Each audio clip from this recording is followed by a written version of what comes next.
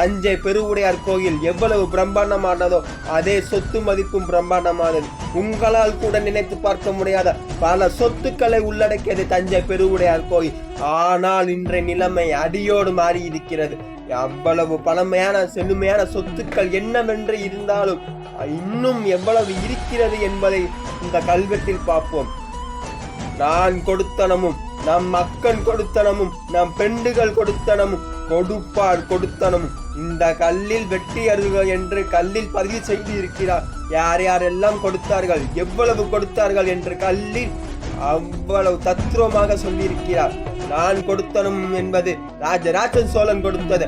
அக்கன் கொடுத்தனும் என்பது அக்கா, அவளது அக்கா அவரது பேச்சை மட்டும் கேட்பார் என்றார். அவரது அக்கா குந்தவை கொடுத்தது.